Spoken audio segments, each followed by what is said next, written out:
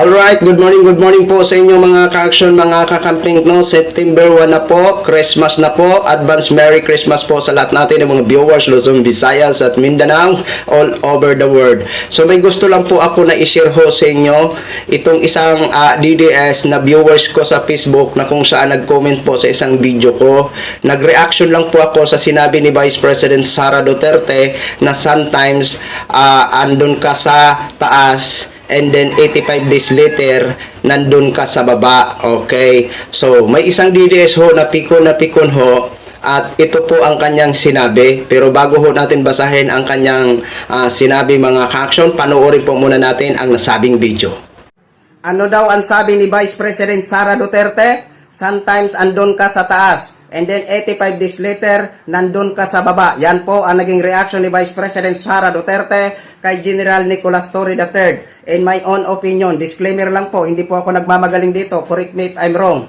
Wala sa baba si General Nicolas Torre III. Nasa taas pa rin siya dahil position lang ang nawala sa kanya bilang isang PNP chief. Pero yung ranggo niya na 4-star ay mananatili po yan hanggat hindi po siya retirado. At mula nang na-remove po siya bilang isang PNP chief, naging popular ang kanyang pangalan dahil pinag-usapan po ito sa SOCMED. At siyempre may mga natuwa pero di hamak naman, mas marami ang tagahanga. Alright, yun na po mga ka-action ang nasabing video. Okay? Sabi ko naman, opinion ko lang po ito. Kasi para sa akin ho, itong pagka-remove kay dating PNP Chief General Nicolas Torre III, wala naman po siya sa baba. 'Di ba? Para sa akin, nasa taas pa rin siya. Kasi mananatili pa rin siyang 4-star hanggat hindi po siya retirado. Hanggat hindi pa siya retirado, pulis pa rin siya mga ka-action. Kaya sabi ko, nasa taas pa rin siya. Kasi ang nawala lang sa kanya, posisyon. 'Di ba? Posisyon. Pero yung ranggo niya na 4-star is mananatili po yan hanggat hindi pa siya retirado ho, mga ka-action, mga kakampeng.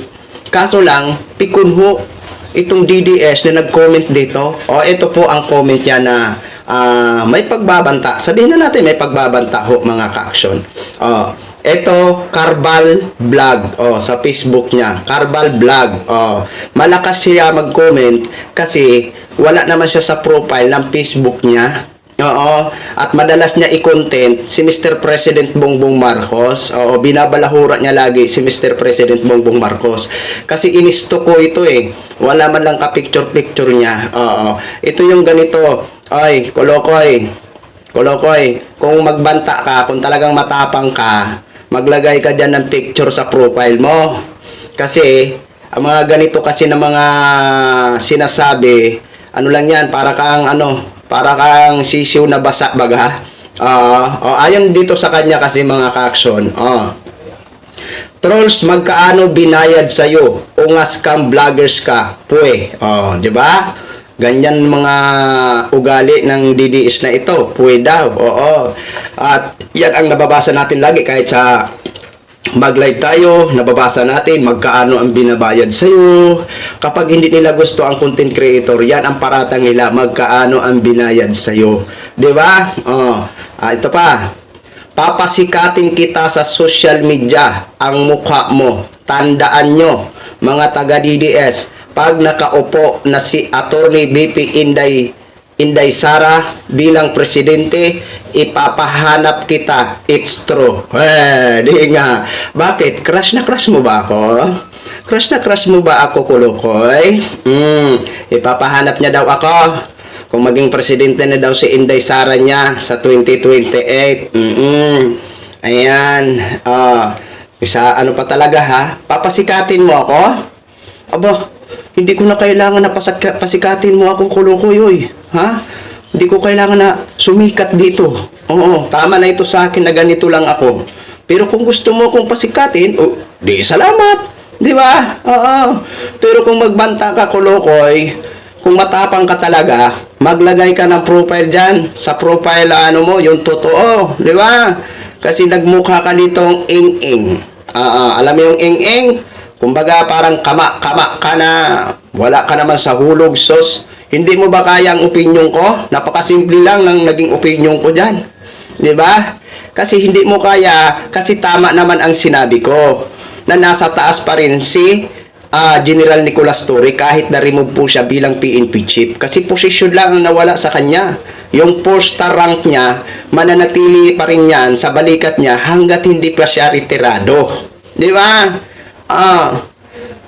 Galit na galit kayo pag mag-reaction na ako. Kung hindi nyo gusto video ko, pagbabantan nyo ako, ipapahanap nyo ako. Sos Maria Jose. Gayahin mo ako na talagang naka-front lagi sa mga live ko, naka-front sa video ko, at original ang Facebook ko, mukha ko ang nakalagay. Di ba? Kung ako sa'yo, Kulukoy, baka kulang ka lang sa tulog. Tulog ka muna ng tulog, ha? Di ba? Pero ito mga ka-action, mga kakamping, gin-share ko lang po ito dito sa ating programa for the record. Di ba? Marami na nagsasabi niyan kahit noon pa sa mga live stream natin noon, last year pa. Mga ganito, mga ano. Pero wala bang gumagawa? Di ba? Kasi tama naman ang ginagawa natin eh. Hindi naman tayo naninira. Opinion lang natin. Di ba? Kaso ito si Carbal Vlog na talawan man, di ba? Talawan. Kasi masabi ko talaga na talawan kasi hindi naman siyang nasa profile niya. Kahit i-stalk nyo po yan, Carbal Vlog, o kung kaya puntahan nyo ang Facebook ko na may title na, ano bang title ko dito? Ayan, may mga natuwa pero di hamak naman na mas marami ang tagahanga. Yan po ang naging title ko. Mabilis nyo po makita ang Carbal Vlog na yan dahil nakapin po ang kanyang message. Di ba? Totoo naman ang sinabi ko, di ba? Dati nang popular si General Torre dahil sa kanyang mga matitinding accomplishment.